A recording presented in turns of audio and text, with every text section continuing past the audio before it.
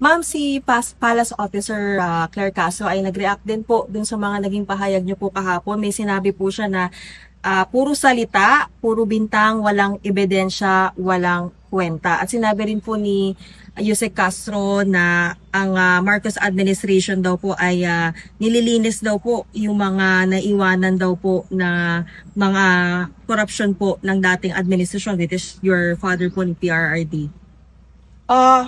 Well, unang-una, wala naman akong binintang sa kanila. So, hindi ko alam kung ano yung sinasabi niya na puro bintang na walang ebidensya.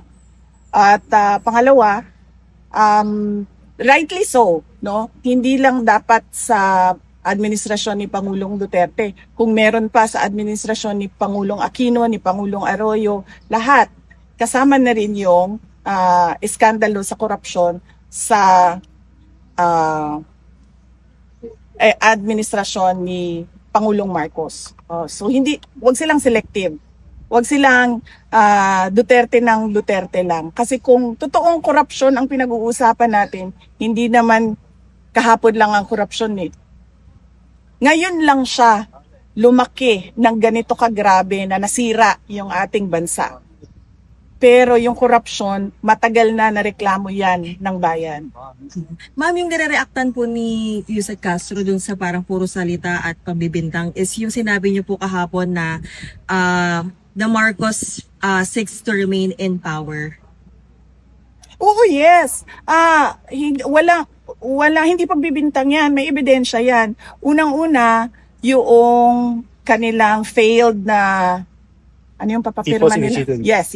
Yung failed na People's Initiative nila sa pagpapa-amenda ng saligang batas. Pangalawa, yung itong Congress na ito, pag upo nila ay sinabi kaagad na priority nila ang charter change.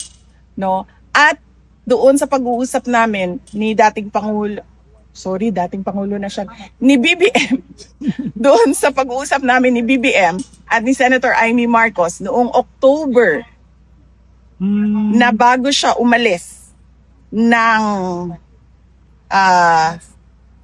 October last year po ito, ma'am? 2 years ago, bago siya umalis papuntang Amerika, nagkausap kaming tatlo.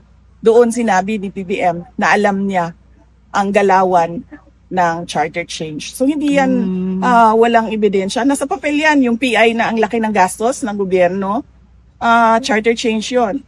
Yung statements ng House of Representatives pag upo nitong 20th Congress na charter change ang prioridad, nasa papel yun.